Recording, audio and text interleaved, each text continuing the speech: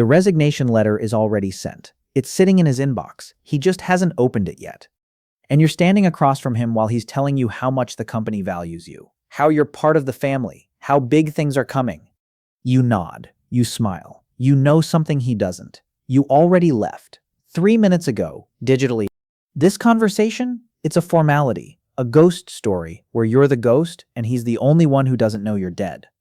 If you've ever fantasized about this exact moment while sitting in a pointless 9 a.m. meeting, subscribe. We document revenge fantasies that actually happened in real life, to real people. Let's set the scene. This isn't fiction. This is a pattern that plays out every single day in offices, warehouses, hospitals, and cubicle farms across the world.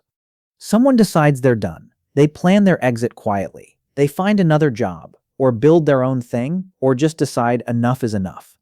Then they write the letter. Hit send. And then, almost always, the boss finds out and suddenly everything changes. The raises that weren't possible are now possible. The flexibility they never offered is now on the table.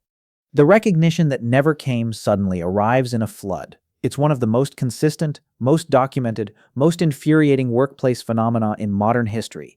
Employees spend years being undervalued. Then the second they try to leave, they become the most important person in the building. This is the story of that moment, what it feels like, why it happens, and what most people get wrong about how to handle it. The first move, you didn't quit on impulse. That's the first thing people get wrong about this story. The decision took months, maybe longer. You counted the days, built the savings, lined up the next step. You did it quietly because you learned, probably the hard way, that telling people early only creates drama. So you kept your head down, did your work, smiled at the right meetings, and the whole time you were already gone in your head. The letter takes about 20 minutes to write. You keep it short, professional, no venting, no listing every single thing that went wrong.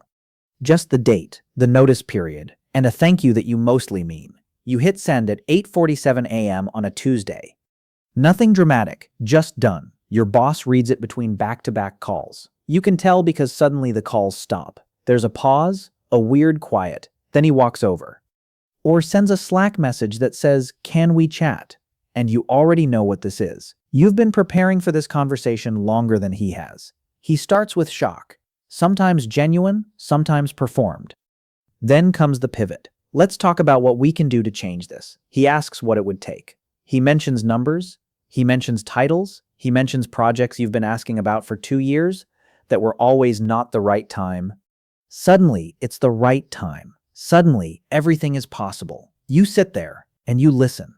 Here's what doesn't get discussed enough. The offer he's making now, the one with the raise and the new title and the flexibility, it was always available. The company always had the budget. The decision makers always had the authority. They just chose not to use it. Until you forced their hand. That tells you everything you need to know about how the organization actually views you, not as an asset they nurture, as a resource they manage, until management gets complicated. This is the moment where a lot of people get pulled back in. The numbers look good. The promises sound real. The ego boost is undeniable. Your boss is literally begging you to stay. It feels like winning, but winning what exactly? The counter-offer trap studies on this are brutal and consistent. The data from recruitment firms shows that around 80% of employees who accept a counter-offer leave anyway within 12 months, some within 6. Because the money changes, but the environment doesn't. The reason you wanted to leave in the first place, the micromanagement, the ceiling, the culture, the boredom, the feeling that you were invisible, none of that gets fixed by a 15% raise. It just gets quieter for a while. And there's something else. The moment you accept that counteroffer, you get a new label. Now you're the person who tried to leave. Leadership knows you're a flight risk. Future promotions get quietly redirected. Opportunities that require trust start going to other people. You thought you won the negotiation, but you just told them your price, and they filed it away.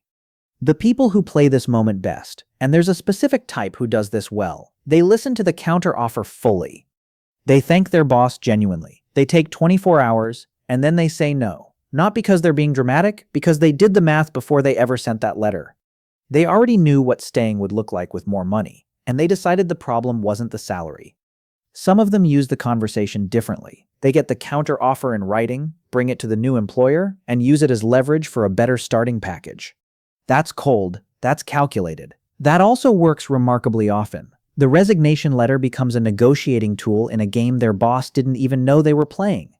Here's the real story underneath this story. It's not about quitting. It's about information. Your boss didn't suddenly discover your value the day you resigned. He always knew.